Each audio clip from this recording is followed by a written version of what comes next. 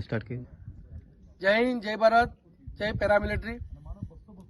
આજે અમારા મહીસાગર જિલ્લાના જિલ્લા પ્રમુખશ્રીઓ, હોદ્દેદારશ્રીઓની અગત્યની મીટિંગનું આયોજન કર્યું હતું। મીટિંગનો મુખ્ય ઉદ્દેશ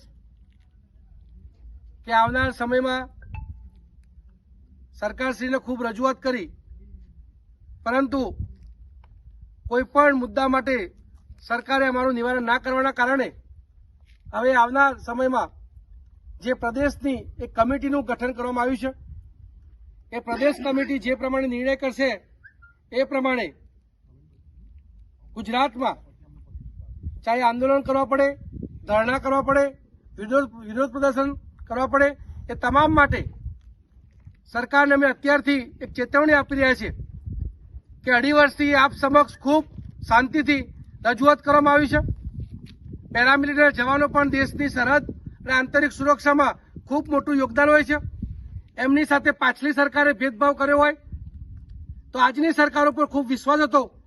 ગુજરાતમાં પણ કમળની સરકાર અને કેન્દ્રમાં પણ કમળની સરકાર, અને ગુજરાતના પ્રધાનમંત્રી નરેન્દ્ર મોદી સાહેબ હોય, ગૃહમંત્રી પણ અહીંના ગુજરાતના અમિત શાહ સાહેબ હોય, છતાં પણ ગુજરાતના જવાનો આજે દર ભટકવું પડે, સચિવાલયના ચક્કર કાપવા પડે તો સરકાર માટે ખૂબ જ કલંક રૂપ છે। તો સરકારને અમે વિનંતી કરીએ છીએ કે હજુ પણ સમય છે કે આ જવાનો જે દેશ માટે ખૂબ જ બરદાસ્ત છે, એમનામાં દેશની સીમાઓ પર 24 કલાક એમને દુશ્મનો સામે લડેલા છે, એટલે ખૂબ દમખમ હિંમતવાન આ ફોર્સ છે।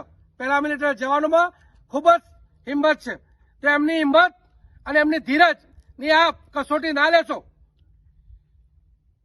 તાત્કાલિક આમનું નિરાકરણ જો આપણા દેશના જવાનો છે, એ રાષ્ટ્રહિતનું કાર્ય છે અને દેશહિતનું કાર્ય છે, જેથી દેશના પેરામિલિટરી જવાનો અને શહીદ પરિવાર માટેનું આ કાર્ય હોય તો તમામ નાગરિકોને પણ વિનંતી કરીશ કે આવનાર સમયમાં આ જો સરકાર વાત નથી પડતી તો આ સરકાર સામે દેશહિત માટે, રાષ્ટ્રહિત માટે સમગ્ર નાગરિકો પણ આ અભિયાનમાં જોડાવશો, જેથી આપણે જવાનો જેમને દેશ માટે યોગદાન આપ્યું છે એમને અને જે શહીદ પરિવારોએ પોતાને શહીદ જે જવાનોએ શહીદી વહોરી છે એમને આપણે સાચા અર્થમાં શ્રદ્ધાંજલિ પાઠવી શકશું। એટલે સરકારના અમારી આજના આ મીટિંગનો ઉદ્દેશ જ આ હતો કે સરકાર સમયથી જો આનો નિર્ણય યોગ્ય ના કરે તો જે પણ કાર્યક્રમો કરવા પડશે।